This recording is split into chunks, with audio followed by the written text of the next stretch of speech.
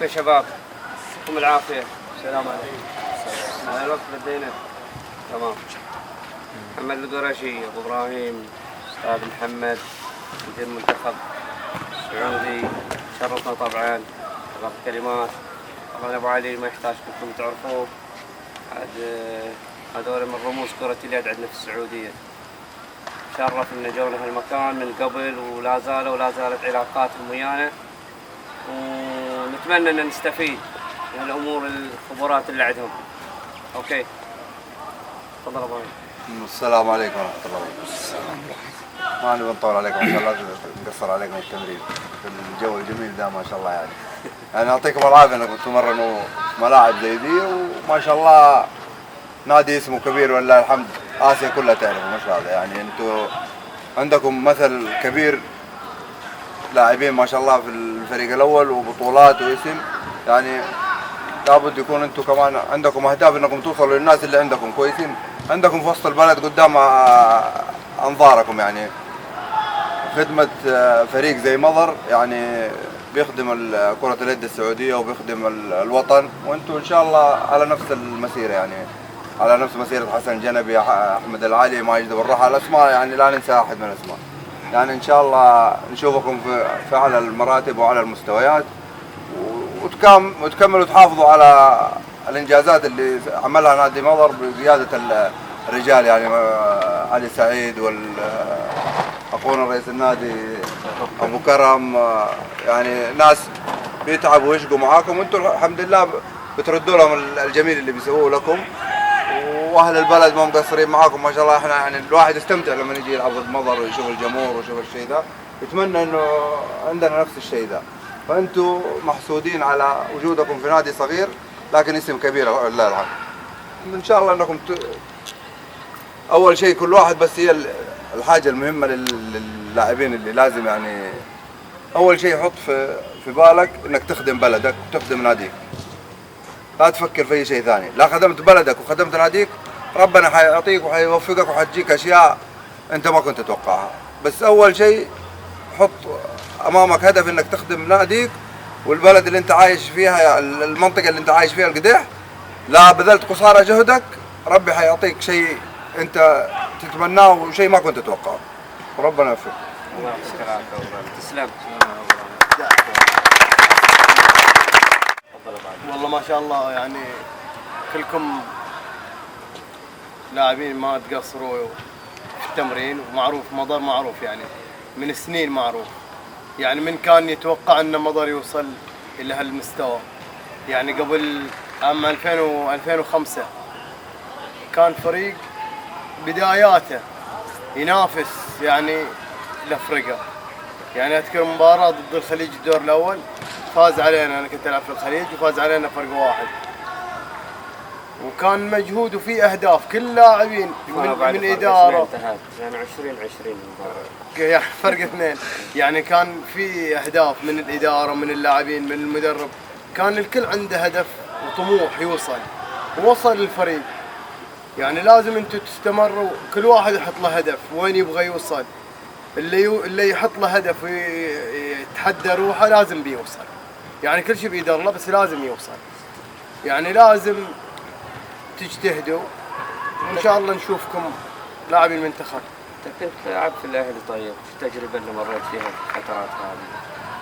والله في بدايه الاهلي كان فريق، كان بدايه مضر كان توه صاعد، كان ينهزم فرق 10 فرق 15 فرق 20. علي سعيد طبعا هو فرق 20 ويتهاوش على جول. لا جد والله شوف يعني جد، يعني هو يتهاوش شوف، لكن طموحهم وين وصل، شوف وين وصل المضر.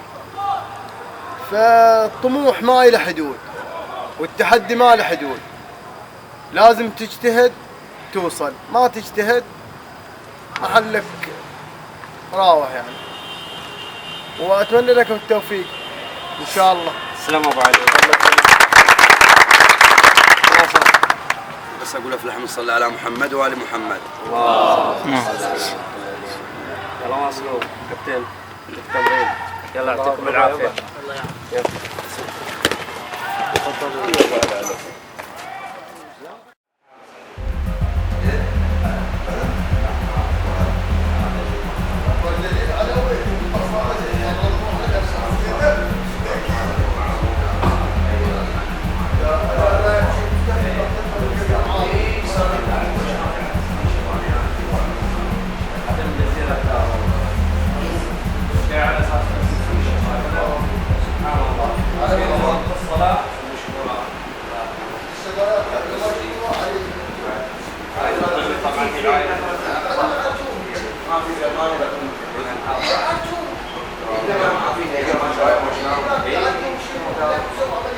هذا بدأ سعيد أحمد عبيد هذا كان لاعب سلة ما شاء الله من سن شارك بطولات مع الفريق.